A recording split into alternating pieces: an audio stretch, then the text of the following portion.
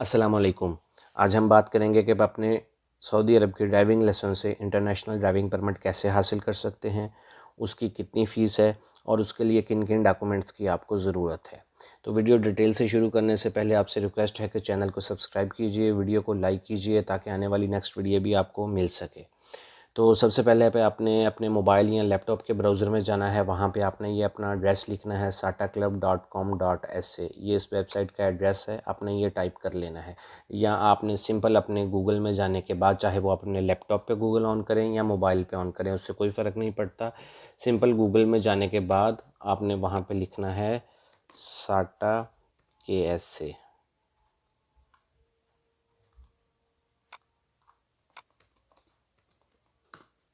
हमने सिंपली ये लिखना है और हमारे सामने जो पहला रिज़ल्ट आएगा हमने उस पर क्लिक करना है।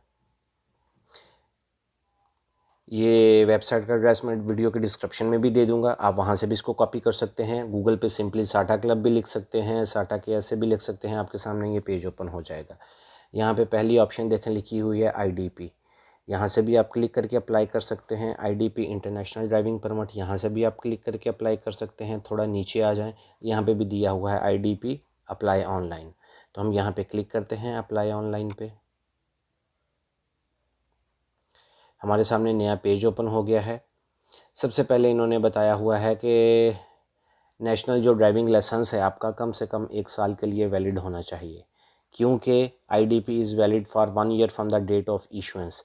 आपका जो भी लाइसेंस है वो 1 साल के लिए वैलिड होना चाहिए, क्योंकि जो आपको इंटरनेशनल ड्राइविंग परमिट इशू होगा वो कम से कम 1 साल के लिए होगा। ना तो इससे मियाद इसकी ज़्यादा है ना इससे कम है। इंटरनेशनल ड्राइविंग परमिट 1 साल के लिए आपको इशू होगा, तो आपका जो ड्राइविंग लाइसेंस है सऊदीया का वो कम से कम 1 साल के लिए वैलिड होना चाहिए, उससे कम नहीं होना चाहिए। अगर आपका उससे कम है तो आप प्लीज़ इसको अप्लाई मत कीजिएगा। पहले आप ड्राइविंग लाइसेंस रीन्यू करवा लें, उसके बाद आप इसको अप्लाई कीजिएगा।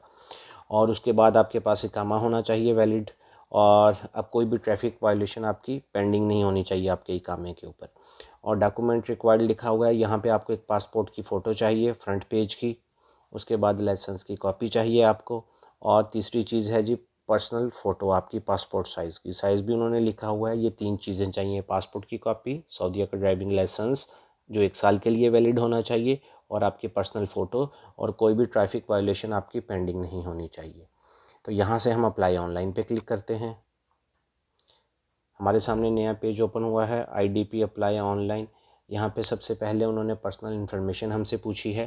पर्सनल इन्फॉर्मेशन में सबसे पहले हमने अपना फ़र्स्ट नेम लिखना है, जो भी नाम है, मतलब भी मोहम्मद लास्ट नेम में आ जाएगा, अकरम फैमिली नेम जो होता है वो लास्ट नेम होता है।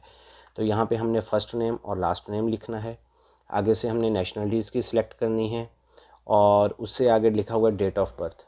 डेट ऑफ बर्थ इकामे से देख के आपने यहाँ पे लिखनी है। प्लेस ऑफ बर्थ में आपने अपना पैदाइश का मुल्क लिखना है, या शहर का नाम भी लिख दें आप तो चलेगा। और आपका सऊदीया में जो एड्रेस है यहाँ पे आपने वो टाइप करना है आगे।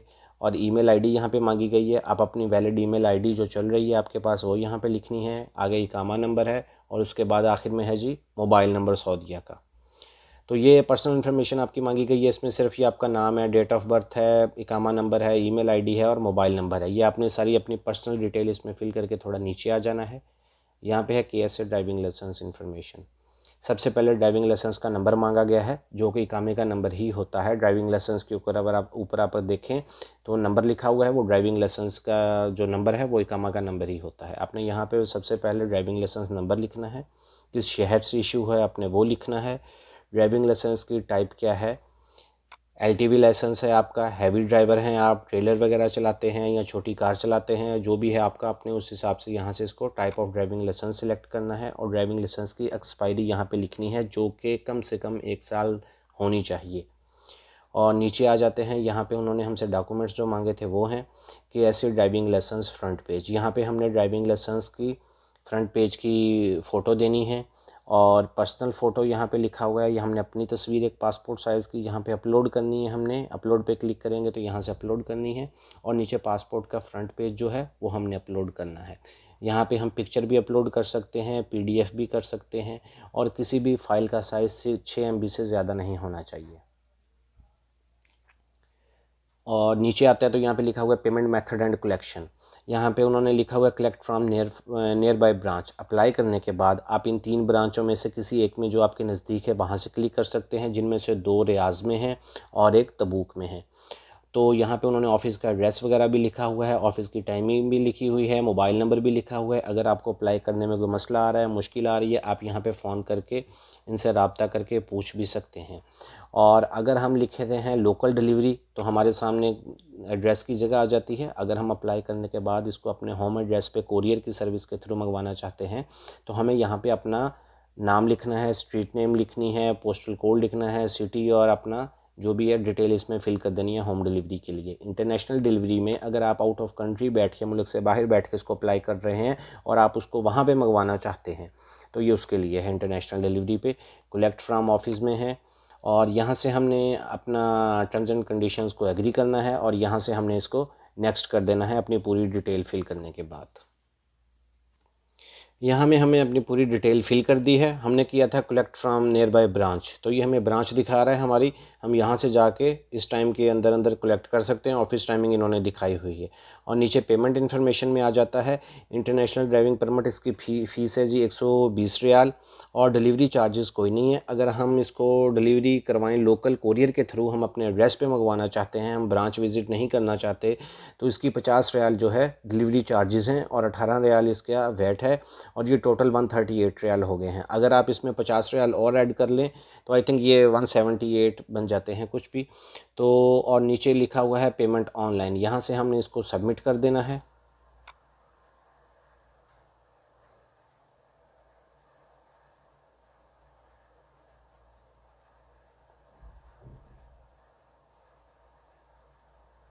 यहाँ से सबमिट करने के बाद हमारे पास आगे डिटेल आ गई है पेमेंट के लिए। पेमेंट के ऊपर सबसे पहले हमने यहाँ पे अपना कार्ड नंबर लिखना है, उसके बाद नीचे उसकी हमने एक्सपायरी लिखनी है, कार्ड के ऊपर लिखी होती है, मंथ और ईयर का एक्सपायरी लिखनी है कार्ड की, और उसके पीछे एक सीक्रेट कोड लिखा होता है कार्ड का, CVV कोड, वो हमने यहाँ पे टाइप करना है और कार्ड के ऊपर जो नाम लिखा हुआ है वो यहाँ पे हमने टाइप करना है। हमने यहाँ पे कार्ड की डिटेल फिल करनी है और हमने पे क्लिक कर देना है।